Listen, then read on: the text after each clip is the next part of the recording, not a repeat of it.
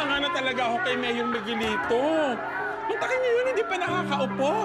Ang dami na niyang ginagawa. Ayun, may press con siya ngayon. Sinasabi niya yung mga achievements niya. Madam, ari na. Ibinubuyan yan na. Yung mga kasamaan ni Tanggol. Baka nakakalimutan mo. Naging matino ang buhay mo nang dahil sa akin. Akong gumawa sa'yo. Talaga! Ginawa mo akong ganito. Tuwing inaabuso mo ako, mas pinapatigas mo yung puso ko. Hindi mo na ako hawak sa liig, Gustavo. Congresswoman ako!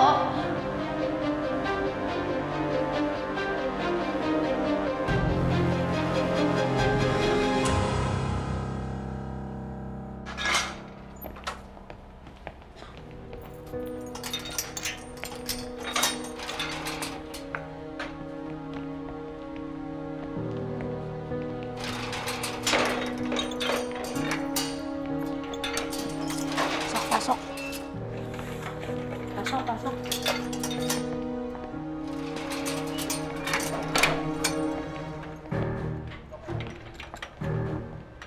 Mando, Yes. si Tanggol. Nasaan si Tanggol? Si Ramon, ligtas ba siya? Mando, Huwag mo nang sagutin ang babaeng yan.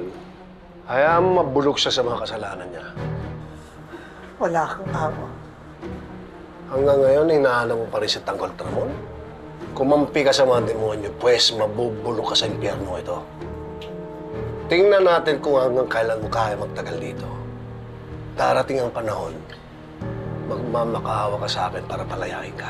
Mas pipiliin ko pa mabulok dito kaysa magmakaawa sa'yo. Sarado na to. Mando.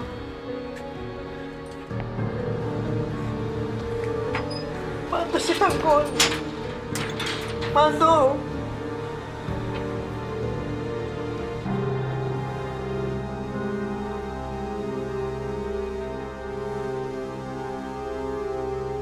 Maraming salamat dyan. Saan ko yan? Okay, sige. Salamat. Mayor, excuse me. Nandito na po si Dimagiba. Mayor, naibalik na sa kulungan si na Don Julio. Malaki tiwala ko sa'yo, Dimagiba, na hindi tayo mas pupusitan ng mga yan, ha? Ang mahalaga, masampasa ka na lang karapat dapat na kaso.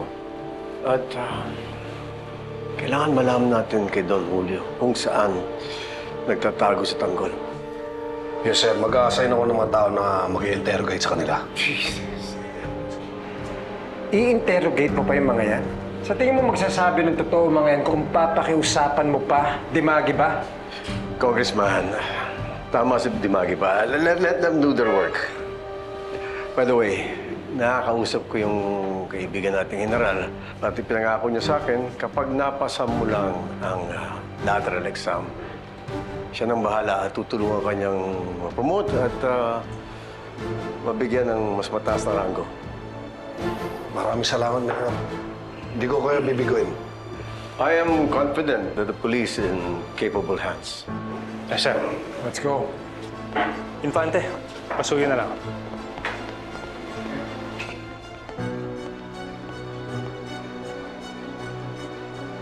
Dimagiba, congratulations, ha? Thank you, sir. Nakahuli mo na si Ramon Montenegro, eh. Promoted ka pa. Kung alam ko lang sana, dumikit na rin sana ako kay Mayor, eh. Kung ano man natamo ko ngayon, ilang taong ko pinagsikapan yan. Sabi mo, eh.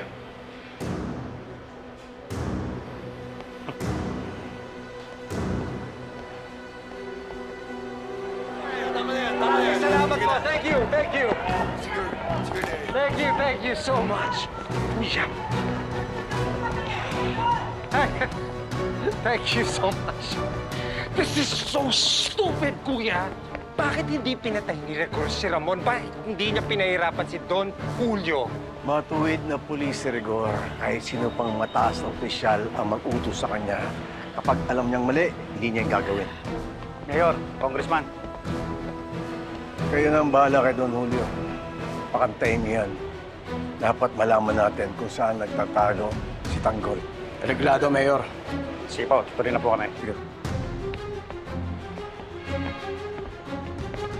Nasa ospital si Don Ramon, kuya. Pahabain pa ba natin to?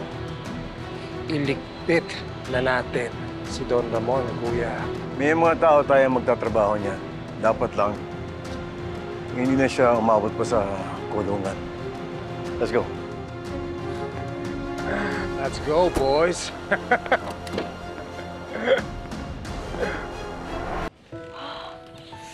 Grabe, no? Unang araw pa lang natin, sinabak na agad tayo. Grabe, muntik-muntikan na tayo dun, ha? Pero, alam mo, hindi naman ako sa nagre-reklamo, ha? Pero wala talaga tayong break, no? Uy, wala. Ano ba? Nakikinig ka ba? Mami, akala ko matinong tao si Tanggol. Akala ko talaga siya yung magdadala ng pagbabago dito sa atin. Wala pala siyang pinagkaiba sa ibang mga politiko. Eh, di ba gano'n naman lahat ng mga politiko? Ang ganda, sa umpisa, ang ganda ng mga pangako. Pero puro hocus-pocus kapag nakaupo na sa posisyon. Gano'n naman pala lahat para saan pa itong pagsiservisyo ko sa tao. Kaya nga ako nagpulis eh. Para makatulong sa pagbabago. Eh ano, kung pare-pareho lang yung mga namumuno sa atin, mga trapo, mga kurap. Para saan pa yung pagsisikap natin, wala na tayong pag-asa. Uy, Paula, ano ka ba? Meron pa rin tayong goal. Di ba ayaw mo nga kamo ng mga trapo, ng mga korap? Oh, hindi dapat mahuli natin si Tanggol. Tama. Pananagutin natin silang lahat sa batas. Pero ang galing mo, Paula, ha? Ikasam mo, huwag mo akong ipahiya. Day 1 natin. Huhusayan pa natin yan, Paula. Sinasabi ko sa'yo, day 1 pa lang yan.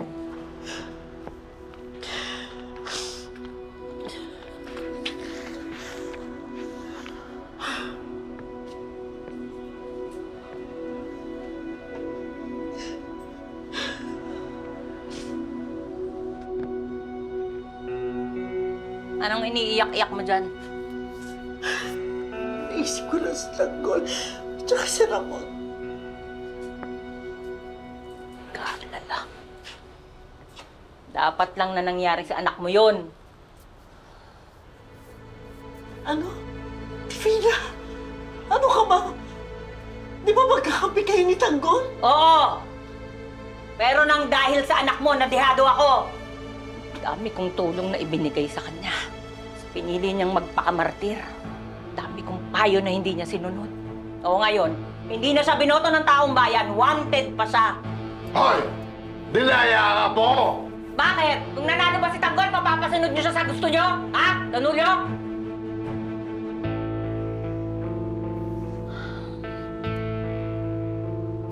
Tulad niyo, ipinusta ko rin lahat ng meron ako kay Tanggol. Pero tingnan mo, nasan ako? Pupulutin tayong lahat dito sa kangkungan. Hindi na lang din, hindi nanalo yung siraulo na yan. Dadamay niya pa buong Maynila sa kabobohan niya. Okay, salamat. Mando, Pare, nakahanda na ba yung mga karagdagang pulis para bantayan si Ramon? paparating na siguro yung mga yun.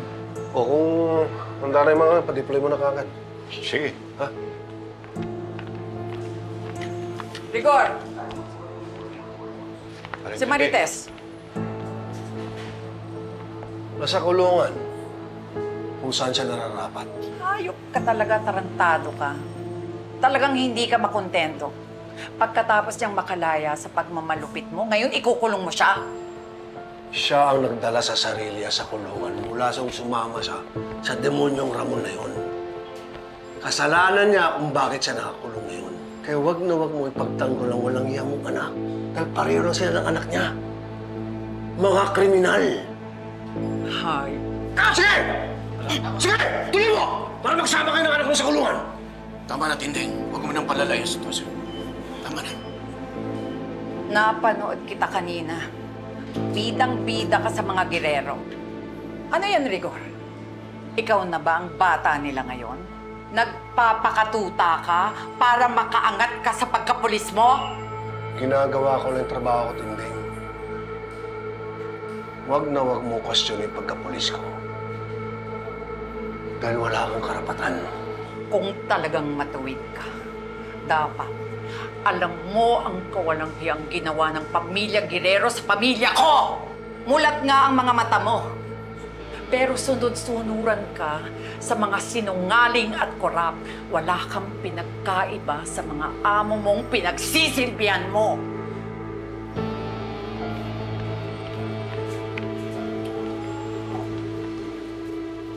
Tinding, sandali po. Kailangan niyo po muna po. Dimagi ba? May dalaw ka. Pasok na po kayo. Hindi. Marites. Kamusta ka? Okay naman. Huwag mo ko intindihin. Si Tanggol, ligtas kaya siya? Doon ako nag-aalala. Hindi ko alam kung nasan si Tanggol ngayon. Tsaka kung kamusta na siya. Marites, napanood namin ni Alfredo yung balita tungkol sa pagkakahuli sa inyo. Totoo ba, Marites? Naggaling sa masama ang ginamit sa pangangampanya ni Tanggol? Matagal nang gustong pahintuin ni Tanggol si Don Julio at saka si Ramon sa pagbebenta ng droga. Yung mag-ama lang talagang ayaw huminto. Marites, matagal na kitang sinabihan, pero ayaw mo makinig. O tingnan mo ngayon, kayo ni Tanggol ang nagbabayad sa mga kasalanan ni Ramon at ng pamilya niya. Ay, pwede ba? Wag mo na muna akong pagsabihan. Gulang-gulang na yung utang ko. Tapos, hindi ko alam kung mabubuhay si Ramon. Tapos si Tanggol, hindi ko alam kung nasaan siya, kung kamusta na ang anak ko. Sigurado akong ligtas yun, di yun magpapahuli ng buhay. Kilala mo si Tanggol, Marites. Pero ang inaalala ko, ikaw. Paano kang makakalabas dito? Sa palagay mo ba na makakalabas pa ako dito? Si Rigor ang nagpakulong sa akin. Bukod doon, ang laki-laking halaga ng droga na nakuha nila sa mga Montenegro. Paano nawawalan na ako ng pag-asang makalabas pa dito? Parang hindi na ako makakalabas. Ang mga Guerrero, silang may kasalanan nito. Hindi pa sila nakontento na dinaya nila eleksyon. Gusto nilang tuluyang pabagsakin si Tanggol. Talaga naman dinaya nila si Tanggol eh. Oo, kaya magpuprotesta kami. Hihingi kami na magkaroon ng recount. Tinding! Nakapag-file na kami ng protesta bago pa man kami lusubin ng mga pulis. Pero hindi magiging madali na baguhin ang opinyon ng mga tao dahil naipinta na siya ng mga Guerrero na isang masamang tao. Huwag kang mag-alala, Marites. Lalabasin ang katotohanan. Lalaban kami para sa tama. Kami ang magiging mata at boses laban sa mga Guerrero.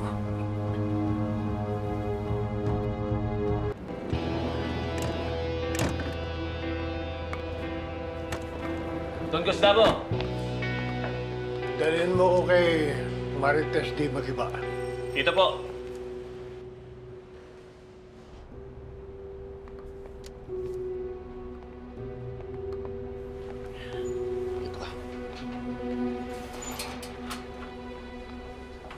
Gustavo, ang lakas naman ng loob mo na umarap sa amin. Anong ginagawa mo dito? Hayop ka?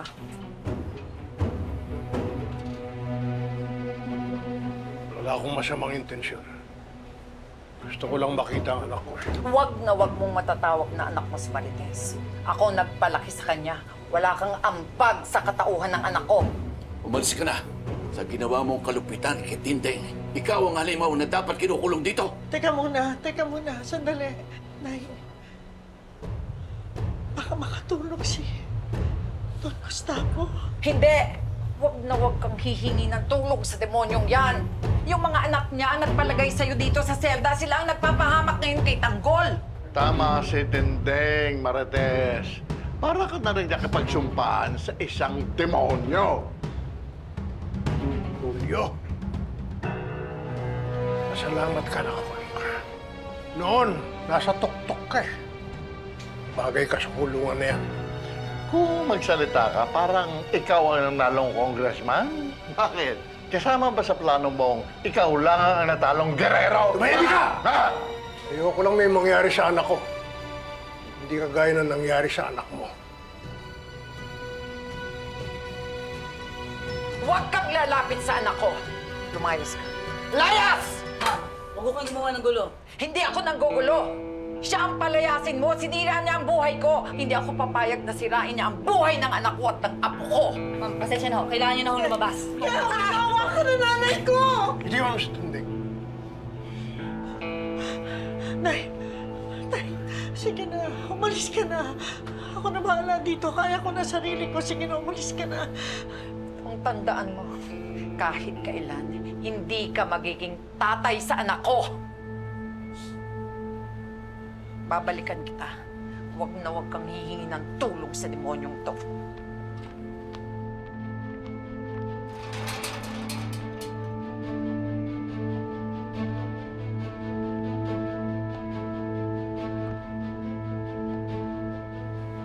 Pasensya ka na, Marites. Umaasa pa rin ako na matatanggap pa din at Tinding sa pamilya ninyo. Parang imposible ho yun. Pagkatapos ang ginawa niyo kay Tingting. Kaya nga gusto kong bumawi sa kanya. Pero higit sa lahat, sa'yo, sabihin mo lang sa akin, palalayain kita rito. Si Tango, gusto ko lang malaman kung nasa ng anak ko, kung ano na nangyari sa kanya.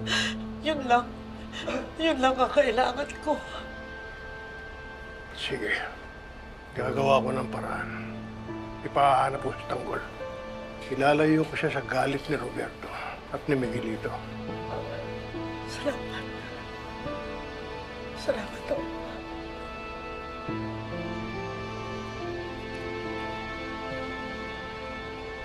Mauna na ako, anak. Babalitaan kita kapag nahahanap na si Tanggol.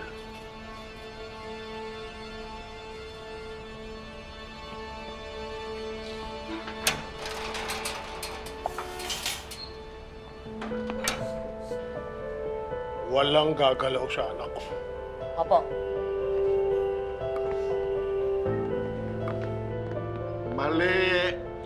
Mali ang ginawa mo, Marites. Sumpa at pagkabigulang ang dala ni Gustavo. Nagkakamali kayo doon, Julio. Magulang ako. At kahit na ano gagawin ko para sa anak ko.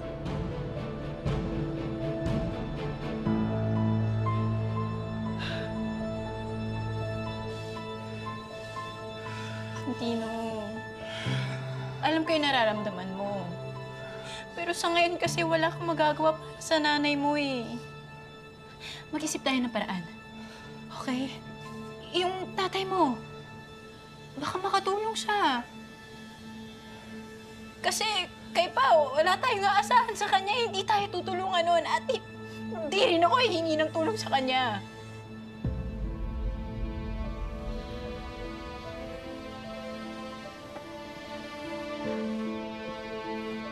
Subuhan niyo kasabi si tatay.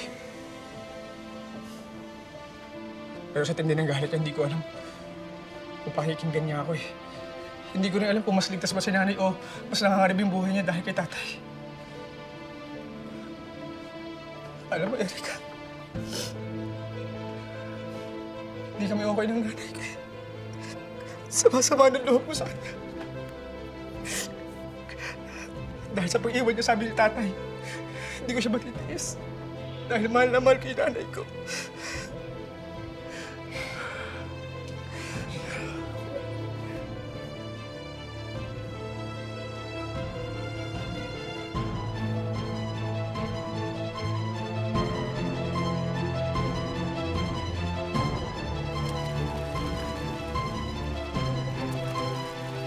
Ginawa ko ang lahat para ayusin ang buhay ko.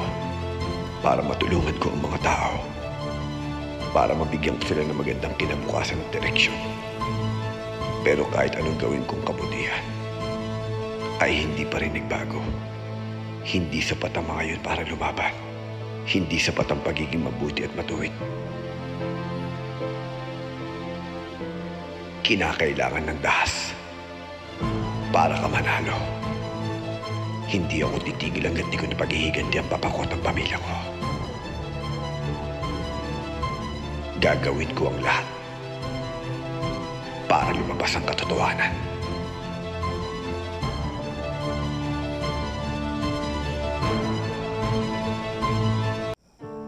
Ginawa naman lahat ni Tanggol ang dapat gawin para manalo, para matulungan yung bayan. Pero hindi pala ganun kadali yun. Masyadong malakas ang pwersa ng mga giyerero. Masyado silang malakas sa politika. Alam nila kung paano paikutin ng mga tao. Kung paano sila lokohin. Naaawa na ako kay Tanggol. Namatay na nga yung kapatid niya dahil sa mga giyerero.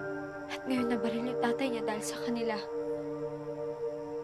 Hindi talaga siya titigilan ng mga giyerero hanggat hindi siya napapatay. Kilala ko yan si Tanggol. Hindi yan papayag na hindi niya may pagiganti ang kanyang pamilya at ang kanyang ama. Ang ibig sabihin, gaganti si Tanggol. Susugurin niya ang mga giyerero na mag-isa lang siya. Siyempre sasamahan namin siya. Di namin naayaan si Tanggol lang mag-isa. Kung mamamatay si Tanggol, mamamatay kami lahat. Nandito tayo ngayon sa General Benavides Hospital kung saan ginagamot ang notorious drug lord na si Ramon Montenegro. Paeng! Fatima! Tatay ni Tanggol sa balita! Isinugod sa ospital! Ito ay matapos ang madugong pag-aresto sa kanya at sa kanyang pamilya sa kanilang bahay. Nasawi ang 25 pulis at 57 tauhan ng mga Montenegro. Kasama dito si dating Vice Mayor Olivia Guerrero Torres. Ibig sabihin nito, buhay pa si Boss Ramon? Tanggol! Papa muna sa balita!